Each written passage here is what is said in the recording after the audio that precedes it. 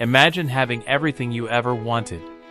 A loving family, a promising future, and a life filled with hope. Then, in a single day, losing it all because of someone else's jealousy. This is the story of Edmond Dantes, the hero of Alexandre Dumas' legendary novel, The Count of Monte Cristo. Edmond is a young and successful sailor in Marseille, France. He is honest, hardworking, and deeply in love with a beautiful woman named Mercedes. His future seems perfect. He is about to become captain of a ship. He is preparing to marry Mercedes. And for the first time in his life, Edmond believes that happiness is finally within his reach. But happiness can make enemies jealous. 3 men secretly conspire against him. Danglars is jealous of Edmond's success. Fernand wants Mercedes for himself. And Caterus knows about the conspiracy but does nothing to stop it. Together, they create a false accusation suggesting that Edmond is secretly working for Napoleon's supporters. Edmond is innocent, but the authorities arrest him on the very day of his wedding. He expects justice. Instead, he is betrayed. A powerful prosecutor named Villefort discovers that Edmond unknowingly carries a dangerous political letter. Fearing that his own family's secrets could be exposed, Villefort destroys the evidence that could prove Edmond's innocence. And Edmond is sent to Château d'If, a terrifying island prison. His dreams disappear instantly. His wedding is gone. His career is gone. His freedom is gone. And Mercedes believes he is dead. Years pass. Edmond becomes desperate. He begins to lose hope. But then, deep beneath the prison, he hears something. Someone is digging a tunnel.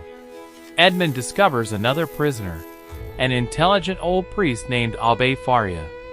Faria becomes Edmond's teacher and friend. He teaches him languages, history, philosophy, science, and mathematics. More importantly, he teaches Edmond how to understand the world. Before his death, Faria reveals a secret. A legendary treasure is hidden on the island of Monte Cristo. Edmond finally sees a path to freedom. After years of imprisonment, he escapes from the fortress and finds the treasure. The poor sailor who entered prison has disappeared. In his place stands a wealthy and mysterious man. He calls himself the Count of Monte Cristo. With his enormous fortune and carefully planned identity, Edmond returns to the world that betrayed him.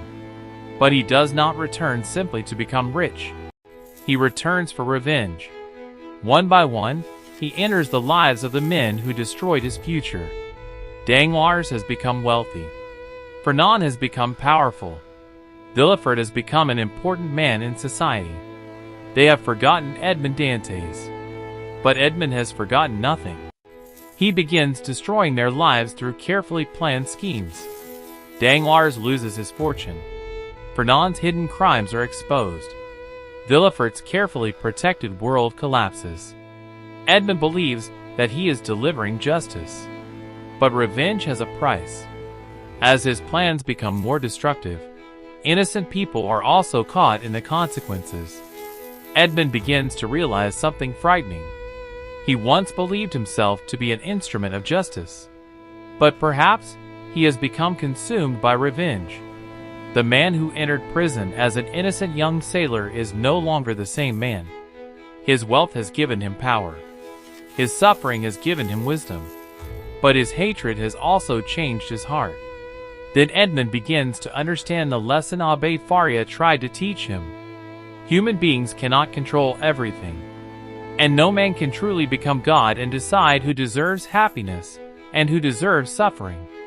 Edmond finally begins to let go of his hatred. He helps those who remain loyal to him. He rewards kindness. And he leaves behind the life of revenge.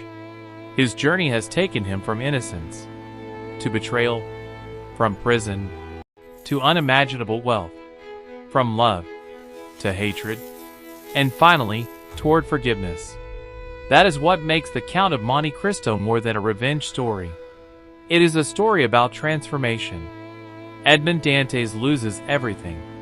But through his suffering, he discovers knowledge, strength, and eventually wisdom. The novel asks a powerful question. What happens when a man spends his entire life trying to punish the people who destroyed his past? Perhaps revenge can give you satisfaction. Perhaps it can make your enemies suffer. But it cannot give you back the years you lost. It cannot bring back your youth. And it cannot erase the pain in your heart. In the end, Edmund learns that freedom is not only about escaping prison. Sometimes, true freedom means escaping hatred. And perhaps that is the greatest victory of all. Edmond Dantes began his journey as a young man who lost everything. He became the Count of Monte Cristo to take everything back. But in the end, he discovered something more valuable than treasure: the ability to forgive, to hope, and to move forward.